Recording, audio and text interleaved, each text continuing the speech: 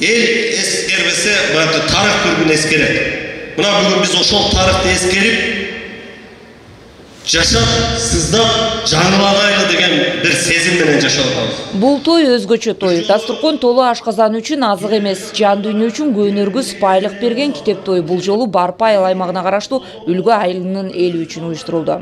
Негизи бул иш-чаранын өткөрүүнүн негизги максаты биздин айылдагы жаштар, окуучуларыбыз билимдүү болсун, илимдүү болсун. Айтат го, бүгүнкү окурман, эртеңки башкаруучу деп. Биздин айылдан да ошол элди, жерди башкарган билимдүү окуучулар чыксын деп өткөрдүк. Аталган иш-чара бир адамдан бир китеп долбоорунун алкагында. Кыргызстанда 2 жылдан бери жерлерде өткөрүлүп, бүгүнкү күндө ага кызыккандардын саны күн санап арып барат. Ал эми долбоордун автору 27 жаштагы Бакай Акылбеков китеп казынасын жерлерде байытуу максатында баштаган идеясы республикалык деңгээлде колго алынаарын учурунда ойлогон эмес. Анан мунун жыйынтыгы жакшы, анан убагында күткөн эмесмин. Анан азыр дээрлик мына 220 китепкана болуп калды. Кыргызстан боюнча аскердик бөлүктөрдө ишке ашып атат. Анан СНГда бул 15 мамлекеттин арасында эң чоң абройлуу деген 2 сыйлыкты жеңип алдык. Анан мунун бардыгы убагында негизи баягы жүрөк сүйүнүп мындай үмүт болгон. Бирок мынчалык деңгээлде болот деп күткөн эмеспиз. Анан алдыда да тилектер бар. Биз күтпөгөндөн да жакшы болду. Эми дагы чоң максаттарды койдук да, мындайчы. Аябай чоң максаттарды койдук. Ал андан да жакшы болот деген чоң үмүт менен аракет кылып атабыз. Жакшы ниет менен башталган иш убагы келип сөзсүз өзүнүн жемиштүү натыйжасын берерине шек жок. Билим дегенде бардык жумушту бир четке сүрүп коюп, элдин сабаттуулугу үчүн күрөшкөн коомдук ишмерлердин күн санап арбып жаткандыгы албетте кубанычтуу. Алардын сап башында буга чейин бир катар мамлекеттик кызматтарды жетектеп келген Нуржигит Кадырбеков турат. Бүгүн ал Сузактагы Китеп тойдун сыйлуу коногу болду. Адамзаттын жашоосу үчүн балким бул биринчи орунда эмес, бирок эң чыгаан, эң кыраан адамдардын жашоосунда биринчи орунда. Эсептен дегенде күнүгө өнөмдөгөн адам ою бай болуш керек, идеяга бай болуш керек. А китепти окубасаң идея жаңыланбайт, азыр конкуренциянын заманы. Сен оюңа келген нерсе башкалардын оюна эбак эле келген да, ошон үчүн озом деген адам окусун, тозом деген адам окубай эле койсун. Ысык көлдө бир жазуу аябай мага таасир эткен. Телефонду көп караган кесел болот дейт. Китепти көп караган көсөп болот дейт. Бул жөнөкөй сөз эмес. Кореяда китепканадагы сөздү айттым. Today's readers, tomorrow leaders дегенчи. Бүгүнкү окурман эртеңки лидер деген. Ошон үчүн китептен акыл аласың, идея аласың. Азыркы прогрессивдүү долбоорлордун баардыгы ошол идеялардын ишке ашышы. Ошон үчүн биз идеялуу эл болгубуз келет. Буга китептин мааниси абдан зор.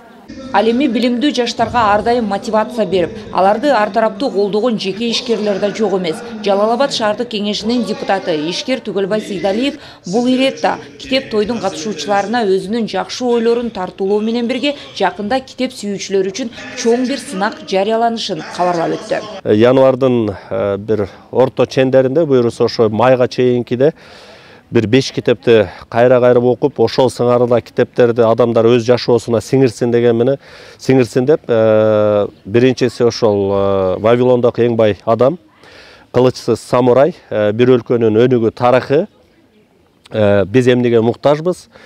Анан адамдын мeenеси деген ошол 5 китепти пландадык. Бардык Кыргызстандын жарандары окусак, мен ойлойм, албетте биз жакшы жашоого жетүүгө деңгээлибиз көтөрүлөт. Андан кийин Кудай Таала биздин мамлекеттеги ар бир инсанга ал кулум деп бере турган өзүнүн казынасын ачат деген ойдобуз. Аталган китеп тойдун ар дайымкы уюштуруучуларынын бири 21 жаштагы Өмүрбек китеп бул жашоодогу бардык ийгиликтердин ачкычы экендигин ар дайым өз сөзүндө бир катар далилдер менен ырастап да келет. Албетте мен бул нерсеге ишенем.